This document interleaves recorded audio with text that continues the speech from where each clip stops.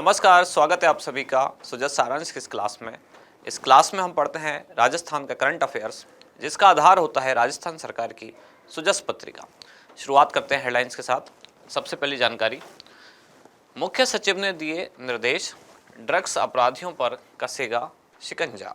एक मीटिंग इन्होंने की अलग अलग विभाग के अधिकारियों के साथ। अगली जानकारी है कॉफी विद डिविजनल कमिश्नर। ये कार्यक्रम पाली संभाग मुख्यालय पर आयोजित किया गया। डिविजनल कमिश्नर यानी कि संभागीय आयुक्त, इनके साथ एक कार्यक्रम का आयोजन किया गया था। अगली जानकारी, राज्य में बजरी खदानों की नए सिरे से नीलामी की राह प्रशस्त। यहाँ है राजस्थान लोक सेवा आयोग से संबंधित कई परीक्षाओं की जानकारी, जैसे कि कनिष्ठ विधि अधिकारी प्रतियोगी परीक्षा 2023, मुख्य सूची में कितने अभ्यर्थी सफल हुए यानी उनका रिजल्ट आया है 138। खाद्य सुरक्षा अधिकारी 2022 परीक्षा, जिसमें 22 मई 2024 को अभ्यर्थियों की काउंसलिंग की जाएगी। सहायक अभियंता यांत्रिकी, ये प्रतियोगी परीक्षा 2023। इसके बाद है चिकित्सा विभाग में स्वेच्छा से अनुपस्थित कार्मिकों के विरुद्ध अनुशासनात्मक कार्रवाई की जाएगी। और यहाँ मृदा स्वास्थ्य कार्ड उपज बढ़ाने में सहायक। आज की क्लास में हम ये मृदा स्वास्थ्य कार्ड योजना क्या है, भारत सरकार की जो योजना है, इसको भी देखेंगे। जनाधार समस्या के निस्तारण के लिए हेल्प डेस्क जारी की गई है। जोधपुर जिले की 2 पंचायत समितियां हैं, मंडौर और केरू।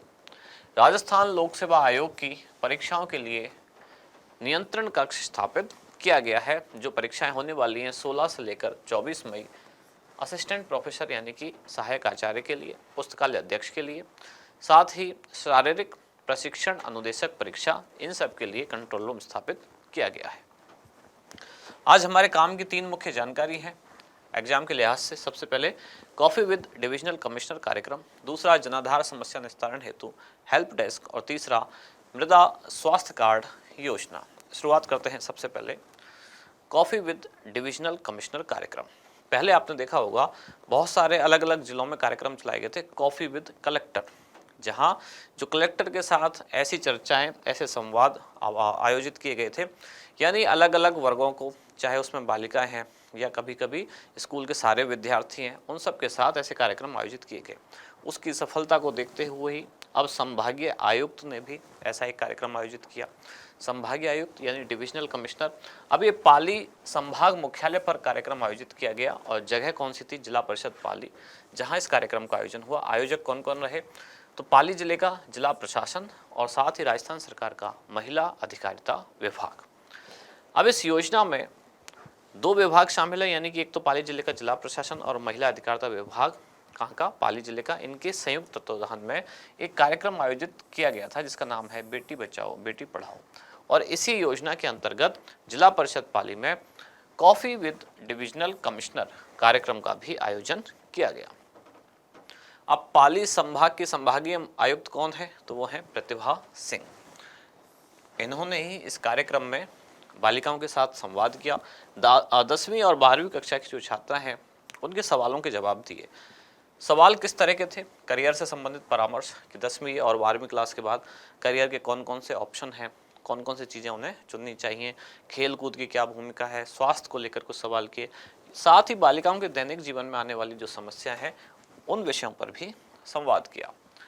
अगली जानकारी है जनाधार समस्या निस्तारण हेतु हेल्प डेस्क जारी की गई है जोधपुर जिले की पंचायत समिति मंडौर और केरू ने। अब यहाँ क्या होगा कि जनाधार कार्ड से संबंधित, जनाधार से संबंधित जो भी समस्या है उनके लिए या उनसे संबंधित जो भी शिकायत हैं, ये इस हेल्प डेस्क पर जानकारी प्राप्त करके सॉल्व की जा सकती हैं। साथ ही यहाँ 2 नंबर भी दिए गए हैं, एक है राज्य स्तरीय हेल्प डेस्क, एक है जिला स्तरीय। दोनों के नंबर यहाँ दिए गए हैं, जिला स्तरीय और राज्य स्तरीय हेल्प डेस्क। इसके बाद अगली जानकारी है मृदा स्वास्थ्य कार्ड योजना। ये भारत सरकार की एक योजना है। 19 फरवरी 2015 को योजना लॉन्च की गई। ये योजना हमारे लिए खास क्यों है? क्योंकि राजस्थान के सूरतगढ़ से ये योजना प्रारंभ की गई। भारत के प्रधानमंत्री श्री नरेंद्र मोदी ने राजस्थान के सूरतगढ़ से योजना लॉन्च की थी। कब? 19 फरवरी 2015 को। भारत सरकार के कृषि एवं किसान कल्याण मंत्रालय के तहत एक विभाग है कृषि एवं सहकारिता विभाग, ये इस योजना का संचालन करता है। क्या है मृदा स्वास्थ्य कार्ड योजना? दरअसल इस योजना का उद्देश्य ये है कि ये पता लगाया जाए कि हर खेत की जो मिट्टी है उस मिट्टी में कौन कौन से तत्व हैं, ये पता चले। उस मिट्टी में जो तत्व हैं फिर उनके आधार पर ही हमें ये पता चलेगा कि उसमें कौन से खाद की ज़रूरत है, कौन सा उर्वरक यानी उसमें दिया जाना चाहिए। साथ ही ये भी पता चले कि इस मिट्टी की और इस मिट्टी का उपजाऊपन क्या है, या यानी कि यहाँ कौन सी फसल पैदा हो सकती है। मिट्टी की प्रकृति के आधार पर भी फसल का चयन किया जाए। अब ये पता कैसे चलेगा, तो इसके लिए एक स्वास्थ्य कार्ड बनाया गया, उसी को कहा गया मृदा स्वास्थ्य कार्ड। ये स्वास्थ्य कार्ड दरअसल मृदा का स्वास्थ्य कार्ड है, यानी कि मृदा का एक सैंपल लेकर, मिट्टी का एक सैंपल लेकर और लेबोरेटरी में जांच की जाएगी कि उस मिट्टी में कौन कौन से तत्व शामिल हैं, और उसी आधार पर यह तय किया जाएगा कि वहाँ के खेत में कौन सी फसल बोई जानी चाहिए। इसी योजना को नाम दिया गया मृदा स्वास्थ्य कार्ड योजना, जो कि राजस्थान के सूरतगढ़ से प्रारंभ हुई। देश के किसानों को हर 3 साल में एक स्वास्थ्य कार्ड जारी किया जाता है, जिसमें मिट्टी की जांच की जाती है, आवश्यक पोषक तत्वों का पता लगाया जाता है और उसके अनुसार ही खाद और सही फसल उगाने संबंधी जानकारी उनको दी जाती है। योजना की थीम है स्वस्थ धरा खेत हरा। आज का अभ्यास प्रश्न, मृदा स्वास्थ्य कार्ड योजना की शुरुआत किस स्थान से की गई।